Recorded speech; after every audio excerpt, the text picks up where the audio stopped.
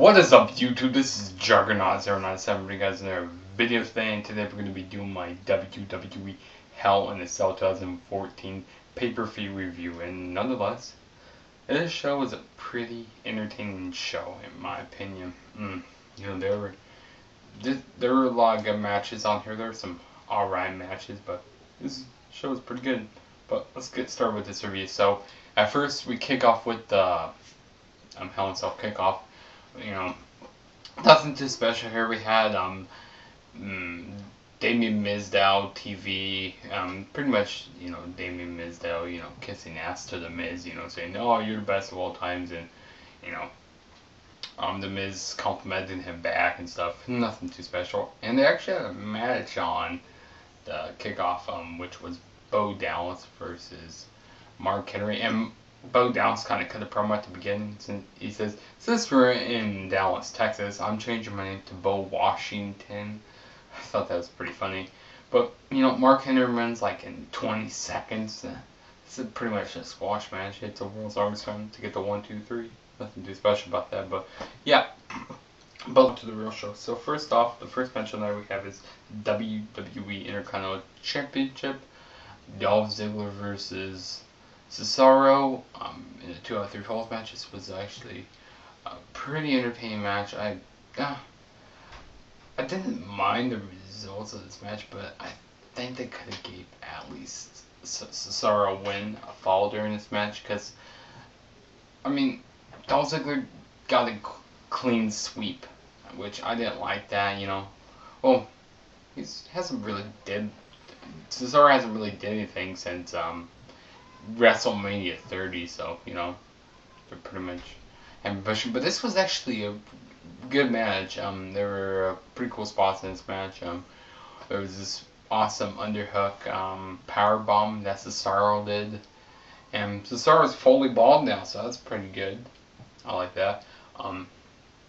There was this really cool move where Cesaro did this really cool superplex. I really like that.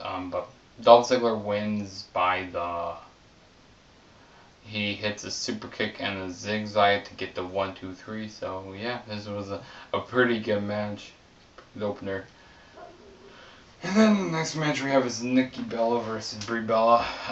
Loser had to be the personal assistant for a month, which well, I was predicting Nikki Bella to win, and she won. Which I thought this was going to be a horrible match, but this was actually an entertaining match. You know, there were false finishes during this match. They both kicked out of each person's finisher. But yeah, Nikki Bella wins the match by the rack. I think it's like the rack attack. I'm not sure, something like that. And this was an alright match. I mean, this wasn't that bad. Yeah. So the next match we have is the WWE Tag Team titles. I mean, not much to say about this match. I mean, it was a good match, but I mean, I think it was pretty much the same as their Night Champions match. I mean, these guys, these are pretty much the only two teams that they have right now. You know, they wouldn't put like the Lost Cementers against Stardust, or they wouldn't bring up the Ascension because both heel teams. So yeah, but this was our match. Don't remember how they won. I think Stardust hit his finish. Yeah, Stardust hit his finisher. No, not Stardust. Goldust hit the finisher on one of the Usos to get to 1, 2, 3. But yeah, this was a high flying match. You know, the Stardust and Goldust tried to run away during this match, but they wouldn't let them. And yeah, it's a good match. You know, same as their Night Champions match. So, and then the next match we have is the first Hell in a Cell match: John Cena versus Randy Orton, and winner becomes a contender for the WWE World Heavyweight Championship. And I didn't think they were gonna I thought they were gonna have this as a main event, but they didn't. So they had the bones to go with Dean Ambrose versus Seth Rollins in the main event. But yeah, let's talk about this match. This match was a pretty long match. It was actually pretty entertaining. I mean, even though I didn't want to see Cena versus Randy Orton again, but this was all right. I mean, there were a lot of finishers at the end of the match. There was this pretty sick move where Randy Orton does a RKO out of nowhere when John Cena's going for two shoulder blocks and RKO's him, and I mean, pretty much Randy Orton had the dominant. He was dominant during this whole match, which that should be how it is. It kind of felt like that Randy Orton was in the face and Cena was a heel for some reason. I don't know. I just had a feeling about that. They didn't really utilize the heel so that much. There was one point where John Cena was going for AA and Randy Orton reverses it into an RKO, which that was pretty cool. I know they've done that a few times in the past, but I always like when they do that. And but John Cena wins the match by doing an AA off the top rope into a table, and so he gets to 1, 2, 3. So yeah. And then the next match we have is the United States Championship on the line. Sheamus versus The Miz. This is a pretty entertaining match. One thing I have to say, guys, they just flipped the mid-card titles around, which I have no problem with that, but that's pretty much who that's pretty much who WWE trusts right now in the mid-card. Pretty much only who there is right now for them. Yeah, Sheamus wins by hitting a bro kick on The Miz from the top rope. I mean, nothing pretty much to say here. I mean, I think Damien Mizdow is more over than The Miz, in my opinion. Like, it's sad to say that, but hopefully they'll split Damien Mizdow and The Miz apart.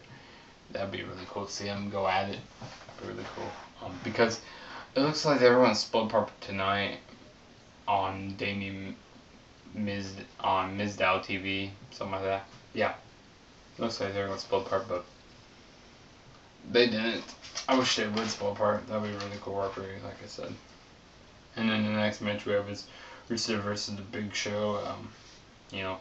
Rusev wins by the accolade. Mark Henry comes out and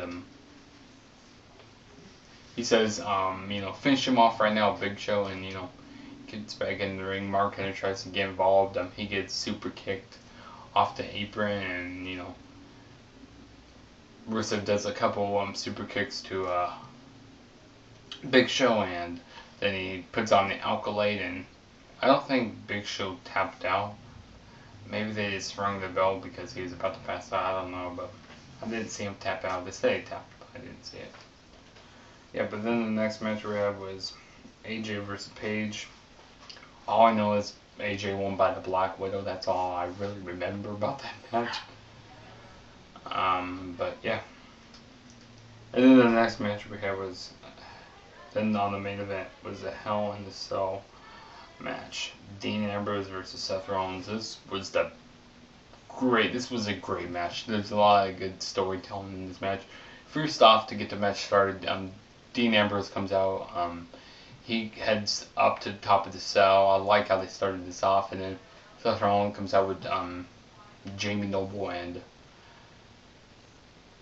Joey Mercury, and Seth Rollins goes like, so he's coming up to this cage, and he jumps out and he goes like, you guys go up and get him, and he goes like, you guys work for me, so you do what I tell you to do, so you guys head up in there and go bring him down.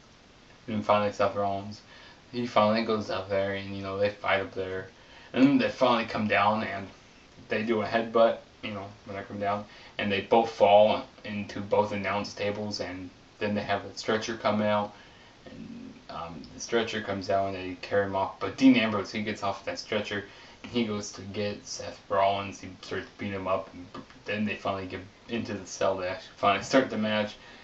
And there were a lot of spots in this match. I utilized the cell pretty good. But the ending was amazing. I really didn't expect that until I heard the talking. I don't really remember what it was saying. Like I don't know what it was saying, but Dean Ambrose was getting ready to go for a curve stop on the cinder blocks, and the lights go out.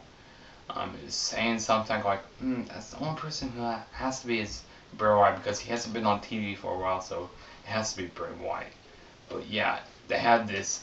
So then the lights come back on. Everybody has their cameras out. Their phones out. They're doing that thing. When they do their entrances. But they had this hologram type thing, and it showed that was I like that. That was pretty cool. And then finally, Bray Wyatt comes out, hits his sister Abigail on Dean Ambrose, and Seth Rollins gets the 1, 2, 3, and this was the best match of the night. Really good match. This was a good pay-per-view. It was pretty decent. I enjoyed it top to bottom. You know, I wasn't really looking forward to this pay-per-view before this week, but kudos to WWE. This was a good show. It's pretty good. So tell me what you thought about Hell in a Cell. I thought it was a pretty good show. And also, if this is your first time clicking on my channel, feel free to hit that subscribe button and leave a comment, like the video, and go follow me on Twitter at the True JSB. I tweet about Monday Night Raw, I tweet about pay-per-views, I tweet about sports in general. So yeah, it's a good show, like I said. So catch you guys in my next video. WWE 2K15 coming out tomorrow. I'll be picking up on my 360, but October 18th I'll be picking up for the Xbox One. So yeah, guys, thank you guys for watching, and see you guys tomorrow. Peace out, guys.